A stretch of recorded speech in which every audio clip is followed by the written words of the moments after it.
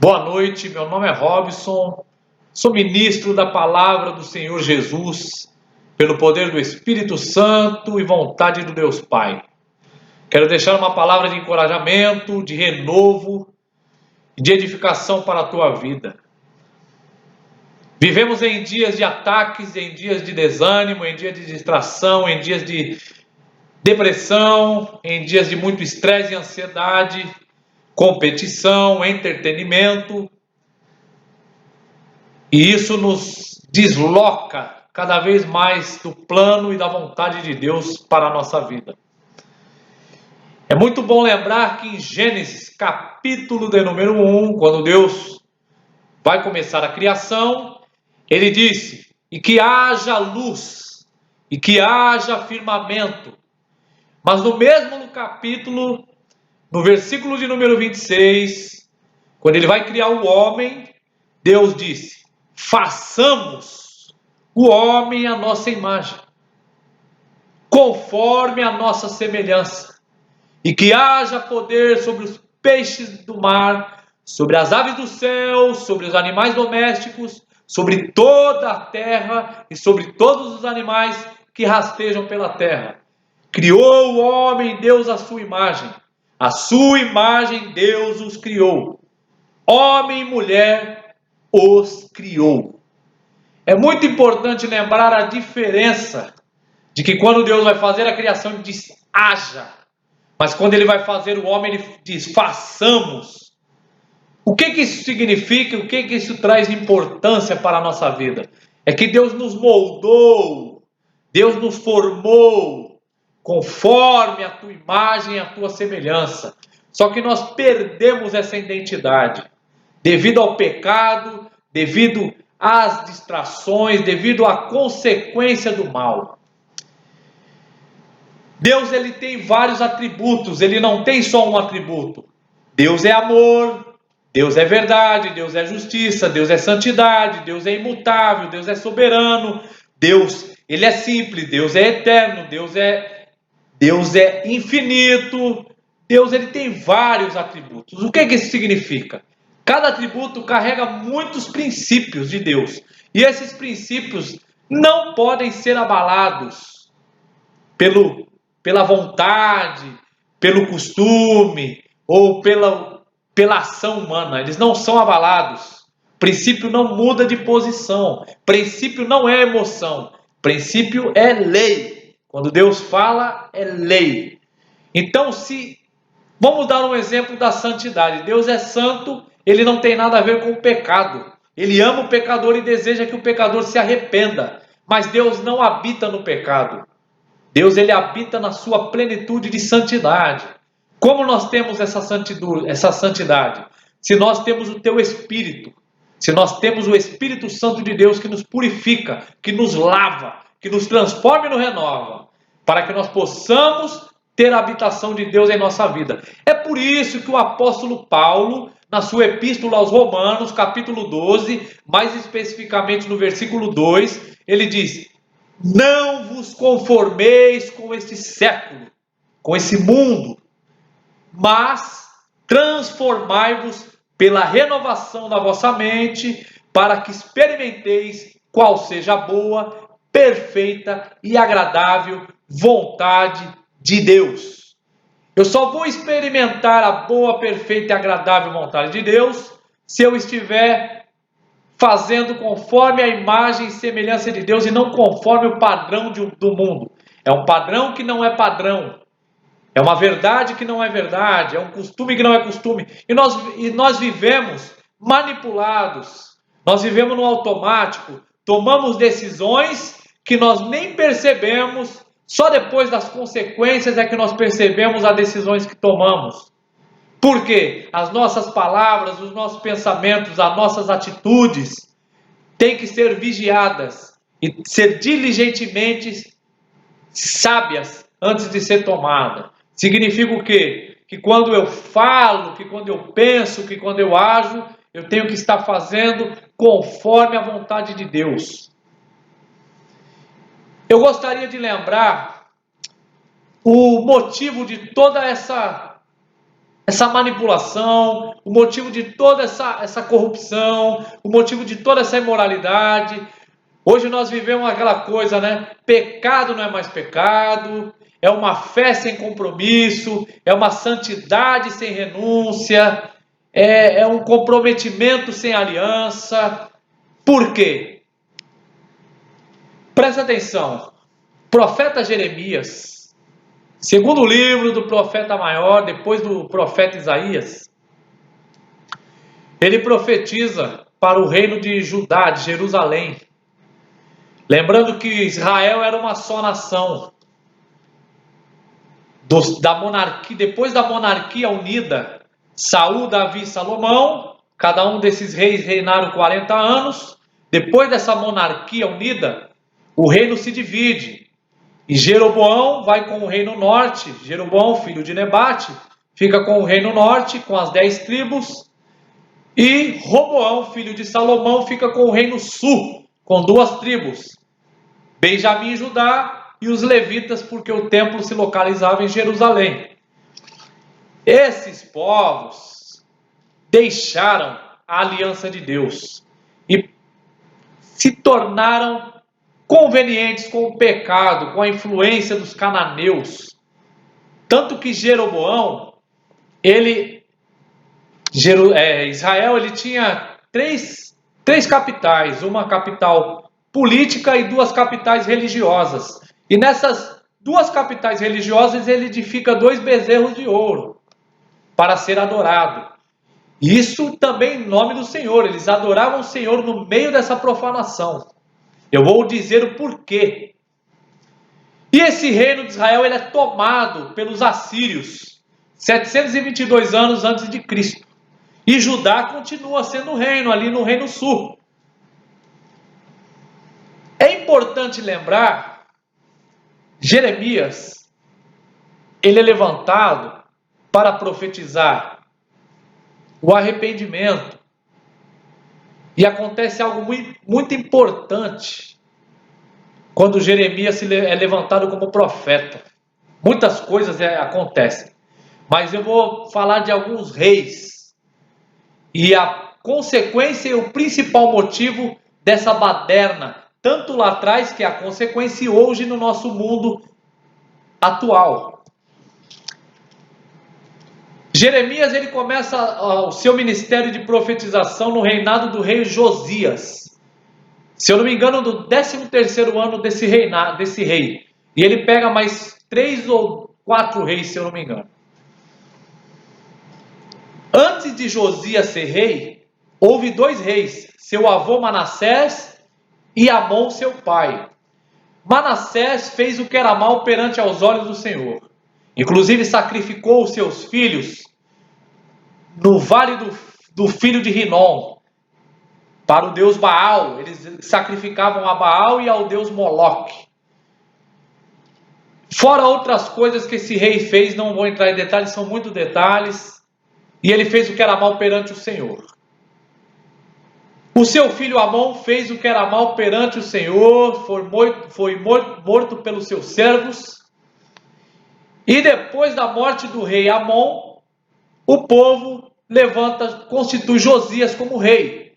Aos 8 anos de idade, claro que ele devia estar supervisionado pela tua mãe ou por conselheiros, mas é importante lembrar que esse rei Josias, ele segue os princípios de Davi e não se desvia dele nem para a direita nem para a esquerda. E ao 8º ano do seu reinado, quando ele tinha 16 anos, ele começa a buscar ao Senhor. E no 12º ano do seu reinado, ele dá uma ordem para purificar toda a nação e o templo da imoralidade e da idolatria, tirando os postes de ídolos que haviam levantado, tirando todas as coisas idólatras, tanto do reino como do templo. E depois que ele faz essa limpeza no templo e no reino, ele pega o dinheiro e dá para o escrivão Zafã levar para o sacerdote Ilquias, que é pai de Jeremias, para ele fazer uma reforma no templo. Reformar o templo, que havia sido danificado perante toda aquela limpeza que havia sido feito nele. E quando o sumo sacerdote Ilquias está pegando dinheiro para dar para os pedreiros, para os edificadores, ele encontra algo muito precioso e muito importante e a razão de toda essa bagunça. Ele encontra o livro da lei no meio do dinheiro. Isso significa o quê? Que a palavra de Deus ela estava abolida, ela estava abandonada, ela estava empoeirada. Hoje na nossa vida nós vemos isso, a palavra esquecida. Hoje nos nossos púlpitos de igreja nós vemos a palavra abortada, nós vemos homens falando deles, nós vemos homens contando as suas experiências, mas não falando de Deus, não falando aquilo que Deus quer. Antes de entrar nesse detalhe, depois que o livro da lei é achado, o sacerdote entrega para Zafã, e Zafã leva para o rei. E quando Zafã lê o livro para o rei, consequentemente o livro era a lei mosaica, era Deuteronômio, onde diz sobre a obediência e a desobediência, a consequência daquilo que foi dado a Josué para entrar na terra e não se corromper com o povo. O rei ouve as palavras e chora, rasga o teu coração, rasga as tuas vestes, se humilha perante o Senhor, porque ele viu que realmente aquilo que foi lido era a consequência do que estava acontecendo e vinha acontecendo há muito tempo. E o rei pega o livro e entrega para o escrivão levar a profetisa Uda, para ela interpretar melhor aquilo, o que aquilo queria dizer mesmo. E a profetisa diz que haveria um juízo sobre aquele reino de Judá, já estava assinado por Deus, não havia volta, mas que o rei ia ser descansado em paz, porque ele tinha se humilhado e reconhecido a grandeza de Deus. Então, depois que o livro volta, a interpretação volta para o rei Josias, ele reúne todo o povo, sacerdotes, levitas, homens e mulheres, desde o menor até o maior, e é lido o livro para todos. Olha a importância da palavra de Deus. Isso significa o quê? Que todo aquele tempo, o povo ia ao templo, o povo adorava, o povo falava em nome do Senhor, mas ali não havia a presença do Senhor, porque não havia a tua palavra. Deus tem compromisso com a tua palavra e não com a palavra do homem. Deus ele é presente através da tua palavra e não através de palavras humanas, não através de palavras que não são princípios da palavra do Senhor. Depois que o rei prega a palavra ali, a palavra é pregada a todos, ele renova a aliança e comemora a Páscoa que há muitos anos, desde o profeta Samuel, não havia uma Páscoa como aquela, celebrando, reconhecendo o poder de Deus. Lembrando que no Velho Testamento não tinha ainda o conceito salvífico, não havia ainda o conceito de vida após morte, de salvação, de céu e inferno. Isso vem depois do Novo Testamento através de Jesus. Mas havia a libertação que Deus havia feito a seu povo do Egito, tirando seu povo do jugo de Faraó.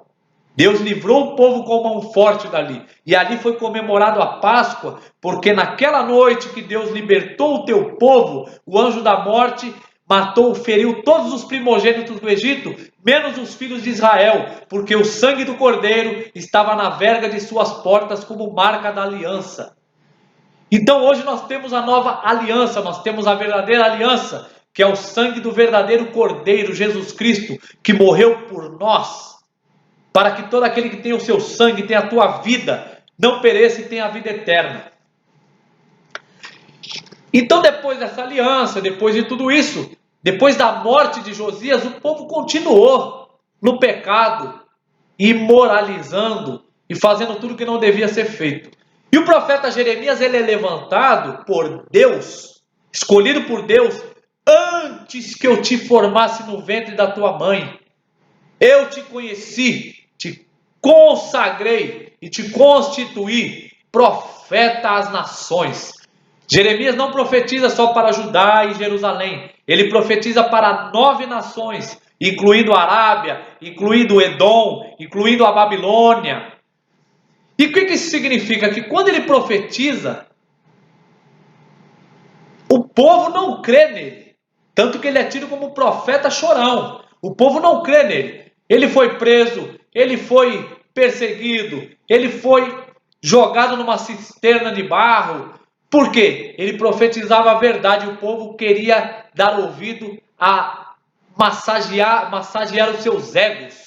Porque havia outros profetas na época de Jeremias que profetizavam bênçãos e profetizava que o povo estava bem. E o povo dava ouvido a esses falsos profetas. E Jeremias dizia que não, que o povo ia ser levado cativo por 70 anos pela Babilônia, que era o poder da época, pelo pecado, pela imoralidade, pela falta da palavra de Deus, que o povo mesmo indo ao templo, o templo não era a segurança deles é a palavra de Deus. O que eu quero dizer com isso? A igreja precisa pregar a palavra de Deus, os pastores precisam pregar a palavra de Deus. O profeta ele tem um compromisso de pregar a palavra de Deus. O profeta, Deus toca na boca de Jeremias para que ele fale as tuas palavras. Quando Moisés, no capítulo 4 de Êxodo, quando Deus fala com Moisés, Moisés disse para Deus: sou pesado de boca e de língua. Outrora não sou eloquente, nem outrora nem depois. Por que falaras ao teu servo? E Deus respondeu: não fui eu que fiz a boca do homem, fiz a boca do mudo, fiz o surdo, fiz o que vê e fiz o cego. Vá agora, e eu falareis, eu ensinareis o que deverás falar. Quer dizer, é Deus que fala, e nós só transmitimos a tua mensagem. Então o profeta ele tem 3 responsabilidades: observar o que Deus está falando, interpretar o que Deus está falando e não o que ele acha, não a sua experiência e não o que ele vê, mas o que Deus falou. E levar aplicação ao povo, porque não adianta observar e interpretar se não tiver aplicação. Porque eu preciso aplicar a palavra para ter o resultado dela na minha vida. E hoje nas igrejas nós vemos que a palavra morre na interpretação. É muita interpretação, pouca observação e nada de aplicação. Por que os fariseus foram condenados?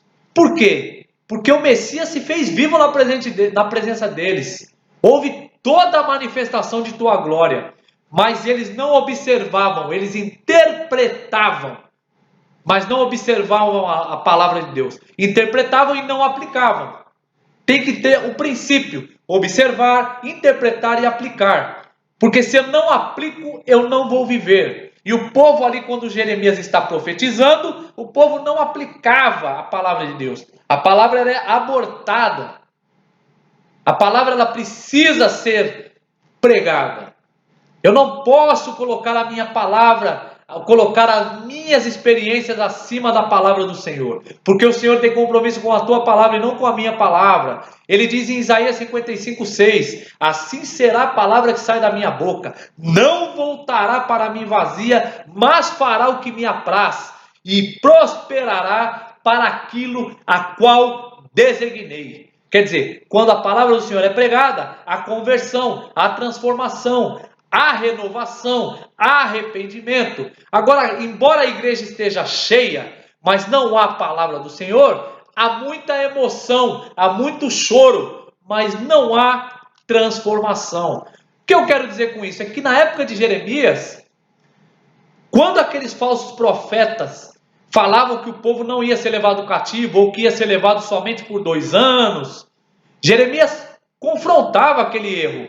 Ele dizia que o povo ia ser levado sim, porque o povo precisava, porque a soberania de Deus está acima de tudo, a palavra de Deus é última. Não importa o que eu acho, se eu acredito, se eu não acredito, o que Deus falou vai ser cumprido. Então o povo ia ser levado cativo para se arrepender e depois Deus ia o abençoar. Então não há bênção onde há imoralidade. Deus não vai te abençoar sem você se arrepender, sem você abandonar os teus costumes, teus pecados, se você reconhecer Ele acima de tudo, se você clamar pela tua presença. Deus não vai abençoar aonde há imoralidade, porque o princípio dele foge desse caráter. Precisamos compreender isso e parar de viver uma falsa bênção, uma falsa pregação. A palavra de Deus, ela é viva e eficaz, mas ela vem para nos confrontar e chamar a gente ao arrependimento. Eu só vou viver o reino de Deus se eu me arrepender e estar aberto para Deus habitar em mim e fazer a tua vontade. No mundo há muitas verdades, todos têm a sua verdade, as religiões, cada uma traz a sua verdade. Mas Jesus, no capítulo 14 do Evangelho de João, no versículo 6, ele diz: eu sou o caminho, eu sou a verdade e a vida. É muito importante entender que Jesus não disse eu sou uma verdade ou um caminho. Ele disse eu sou o caminho, eu sou a verdade e a vida. Artigo definido. Ele não deu abertura para invasões. Ele disse eu sou. Ele disse eu sou, ele definiu. Então isso quer dizer o quê? Que Jesus é o único caminho, a única verdade e a única vida. Só que diante da palavra, não é diante de fontes secundárias, é diante da palavra de Deus. É o que está escrito nesse livro sagrado. Fielmente, fidedigno. Não tem uma vírgula de tropeço nessa palavra. Mas a palavra diz que embora fosse pregado outro evangelho, mesmo que fosse pelos anjos, seria anátema. Por quê? Porque tudo que vem de fora, que não é da palavra de Deus, não vem de Deus. A palavra de Deus é a presença de Deus. Vamos falar um pouco da presença de Deus? O vídeo vai ficar um pouco longo, mas eu creio que irá abençoar a tua vida. Presta atenção. Deus quer que você busque a presença dEle. Deus quer que você ande com Ele. Ele quer andar com você. Deus não quer que você viva as obras dEle ou só o poder dEle. Mas Ele quer se fazer manifesto na tua vida. Só que isso é difícil porque lá de trás o povo já não queria a presença de Deus, mas queria os seus feitos. E hoje não é diferente. As pessoas buscam os milagres, mas não buscam a presença do Deus do milagre. Então, lá atrás, na época de Moisés, quando Deus vem ao monte, se faz manifesta a tua glória, com trovões, relâmpagos, fogo consumidor e clangor de trombeta, o povo estremeceu. E o povo disse a Moisés que Moisés seria intercessor entre Deus e eles, mas eles não queriam relacionamento com Deus. E Moisés disse que Deus queria relacionamento com o povo. Deus estava fazendo aquilo para prová-los e para ter relacionamento com eles, mas eles não quiseram. E hoje não é diferente. Hoje nós queremos que alguém interceda por nós, que alguém fale por nós, mas nós mesmos não buscamos a presença do Senhor. E Ele quer que a presença dEle seja manifesta na nossa vida. Lembrando que, como que a presença de Deus se faz na nossa vida?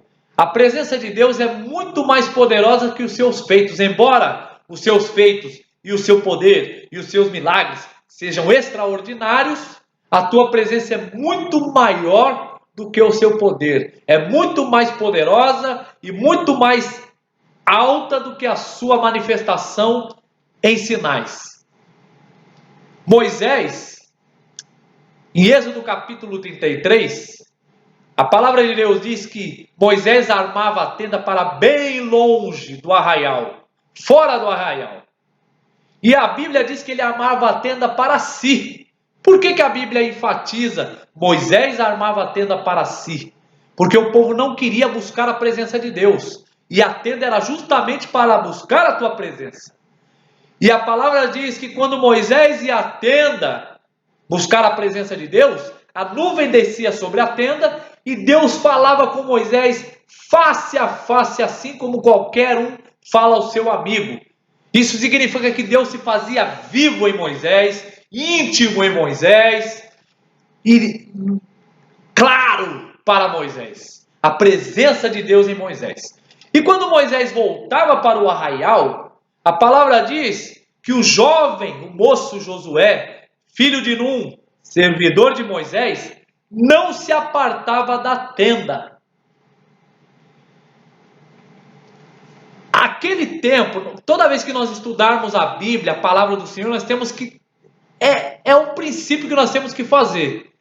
Lembrar do contexto, do conteúdo que a palavra tem. Não posso pregar um versículo para você e não te mostrar o contexto, o conteúdo que há por trás disso. Aquela época, aquela cultura, aquele tempo, aquele lugar, era muito quente. E lembrando que ali não havia ventilador, ar-condicionado, água gelada ou cama. Na tenda não havia nada confortável aos olhos humanos.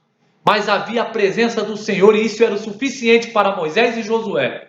E é por isso que Deus fez grandes feitos na vida desses homens. E esses homens não clamavam por milagres, porque o milagre andava com ele, porque eles tinham a presença do Senhor e mais. Através da vida desses homens, Deus abençoou multidões, gerações. Porque quando você tem a presença do Senhor, Deus se faz manifesto na tua vida. A glória de Deus anda contigo e você ilumina a escuridão, você leva a vida aonde não tem, seja na tua casa, seja onde for. Porque o propósito ele é pessoal, mas ele não é individual. Significa o quê? O propósito foi dado para mim, mas não é meu. Envolve pessoas. Isso significa o quê? Temos que congregar. Temos que ir na igreja. A mídia vende o mal. A mídia vai falar sobre o mau pastor. A mídia vai falar sobre a igreja mentirosa. Mas existem pastores fiéis. Existem igrejas verdadeiras. Existem ministérios que pregam a palavra do Senhor. E é isso que nós temos que buscar. A solução e não o problema. Então, quando você estiver numa igreja que não prega a palavra, busque outra igreja, ou converse com o seu líder para ele pregar a palavra, ou questione ele. Por que ele não prega a palavra? Porque o líder ele tem que ser questionado. O líder, ele tem, quando você é questionado, te faz pensar. Talvez você abra a mente do seu líder, do seu pastor. Por quê? Você questione. Por que você não prega a palavra? Sendo que a palavra que liberta, que traz a verdade, que transforma. Ou você procure um lugar que prega a palavra, mas não abandone a congregação. Por quê? Ah, mas você vai me dizer, mas a igreja não é a parede. Ok, Cristo é a cabeça e nós somos o corpo. E o corpo não pode ser desmembrado. E se o propósito ele é pessoal e não é individual, eu tenho que estar envolvido com pessoas. Porque é na igreja que eu vou aprender a mostrar o fruto do Espírito Santo e os talentos que Deus me deu vão ser divididos, vão ser manifestos, vão ser multiplicados. E aonde eu for, eu vou levar essa presença. Então, na igreja que nós somos edificados e edificamos para nós irmos ao mundo e não se contaminarmos com o mundo, mas sim levarmos luz ao mundo. Lembrando que o navio entrar no mar, o mar não entra no navio. Quer dizer, eu tenho que ir no mundo, mas o mundo não pode estar em mim. O navio precisa entrar no mar para chegar ao seu destino, mas o mar não entra no navio, senão o navio afunda. Quer dizer, eu tenho que estar no mundo para fazer manifesto a vontade de Deus. Mas o mundo não pode estar em mim para eu não se corromper e perder a presença de Deus. Então, é muito importante buscar a presença de Deus, estar debaixo da tua autoridade e viver aquilo que Deus fez em Gênesis capítulo 1, versículo 26, que esse é o propósito da palavra de Deus. Um rei, um reino e uma família real. É aquela imagem e semelhança que Deus te formou. E é muito importante lembrar que quando Deus chama Jeremias, capítulo 1, vai dizer assim, Deus vai dizer assim, ó, antes que eu te formasse no ventre da tua mãe. Quem formou Jeremias? Deus. Porque ele diz, antes que eu te formasse no ventre da tua mãe, eu te conheci, te consagrei e te constituí profeta às nações. 3 coisas que Deus faz na vida dos teus filhos. Ele conhece, significa que ele te dá identidade. Você precisa saber quem você é em Cristo e ter essa autoridade de saber. Senão você é manipulado pelas pessoas e pelo sistema e você acaba buscando a aprovação dos homens e não a aprovação de Deus. E eu preciso primeiramente questionar se as minhas atitudes, se os meus comportamentos, se os meus pensamentos, se tudo aquilo que eu estou fazendo, primeiramente é aprovado por Deus antes de ser aprovado pelos homens. Por quê? Porque Deus olha o coração. Não é o que eu faço, é como eu faço e com que intenção eu estou fazendo. Porque Deus vai olhar o teu coração. Então, identidade. Se você não tiver identidade em Cristo Jesus, facilmente você será manipulado pelas pessoas, pelo sistema e pela globalização. Por quê? Porque o que o mundo vem fazer, o que o diabo vem fazer é cegar a tua identidade, é fazer você duvidar de quem você é em Cristo Jesus. Por isso que o apóstolo Paulo, no capítulo 4, no versículo 4 da segunda epístola aos Coríntios, ele diz assim, ó: o Deus desse século cegou o entendimento dos incrédulos para que não resplandeça a luz do evangelho, que é a glória de Cristo, a imagem de Deus. Então é isso que o diabo vem fazer. Então tenha identidade, porque Deus te conheceu antes de você ser formado. A segunda coisa é Deus te consagrou. O que significa? Ele te separou para fazer a vontade dele na tua vida. Consagrou, te separou. Separado para algo especial. Separado é diferente, vai mais além do que só ser separado. Significa que Deus se separou para fazer algo especial na tua vida. É por isso que por isso que a epístola aos Efésios, capítulo 1, versículo 4, diz assim: assim como ele nos escolheu nele, antes da fundação do mundo, para que sejamos santos e irrepreensíveis perante ele em amor. Quer dizer, santo significa separado para algo especial. Eu separo a minha vida para Deus fazer a tua vontade. Então ele te constitui, ele te conhece, te consagra e te constitui. Propósito, ele tem um propósito para a tua vida. Eu vou falar duas coisas sobre propósito. Primeiramente, propósito é de Deus, não é de homens, não é seu. Muitos são os planos no coração do homem, mas é o propósito de Deus que prevalece. Provérbios 19, 21. Você se aposenta do teu trabalho, mas você não se aposenta do teu propósito. É por isso que Jesus, mesmo na cruz, salvou um ladrão que se arrependeu. Ele trabalhou até no seu último momento de vida. Então é bom lembrar isso. Por quê? Você só se aposenta do seu trabalho, mas não do teu propósito. O propósito não morre. O propósito não acaba. Por isso que a gente tem que entender o propósito de Deus na nossa vida e não... O mal que a gente comete, o erro, é colocar as coisas em diferentes posições. Quando nós temos um trabalho ou buscamos algo material, isso não é errado e não é condenável. Só que a palavra diz: o amor ao dinheiro é a raiz de todos os males. Não diz que o dinheiro é a raiz de todos os males. O amor ao dinheiro. Isso significa que eu tenho que ter acesso, mas não possesso. Eu tenho que ter acesso ao dinheiro, acesso às coisas que Deus beneficia na minha vida. Mas eu não posso ter possesso daquilo. Eu preciso ter acesso. Por quê? Porque Deus ele tem que ser a primeira posição na minha vida e a tua vontade deve ser feita. Independente do que eu acho, independente das minhas emoções, independente das minhas frustrações. Porque os homens da Bíblia venceram mesmo através das suas frustrações. Por quê? Porque os princípios de Deus falavam mais alto do que as emoções e as frustrações que eles sentiam. E embora é bom reconhecer que todos os homens na Bíblia passaram por frustrações. E aos olhos humanos pareciam até homens que eram fracassados. Mas perante aos olhos de Deus estavam sendo aprovados. Porque faziam a vontade de Deus e não a vontade do homem. É muito importante nós entendermos essa posição e essa autoridade que Deus nos dá. E eu encorajo você, e eu oro por você, e eu peço para que você, independente da tua situação, lembrando do rei Josias, que teu avô e teu pai eram homens maus, fizeram coisas abomináveis perante o Senhor, mas o rei Josias não, ele decidiu, porque coragem, atitude, santidade, arrependimento é atitude, você não nasce com isso. É atitude, porque nós somos filhos da ira, filho do pecado. Deus nos formou a tua imagem e semelhança, e para nós voltarmos a essa imagem e semelhança, nós precisamos do Espírito Santo. Isso significa o quê? Eu vou para uma igreja, eu não vou virar santo de hoje para amanhã. Eu não conheço Deus de manhã, oro de tarde e me santifico à noite. Não, é um processo, é de fé em fé, de glória em glória. Então eu preciso permitir que Deus trabalhe na minha vida. Então são atitudes a serem tomadas, e isso cancela a sua maldição hereditária, o que você sofreu, abusos. Isso é muito triste, sim, mas não viva esse passado, porque Deus faz diferente o teu presente. A graça cancela o teu passado e potencializa o teu futuro, para que você tenha uma nova vida em Cristo Jesus.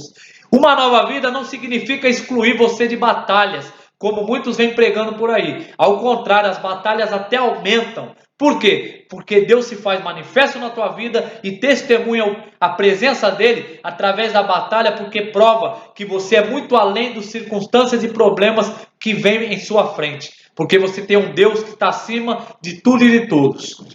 Foi compreensível para você esse vídeo? Curta, dê um like, comente. Se tiver algo que você não concorda, também comente. Vamos conversar em cima disso que foi falado. E que o Senhor Jesus, através do teu Espírito Santo, para a honra e glória de Deus Pai, lhe abençoe grandemente.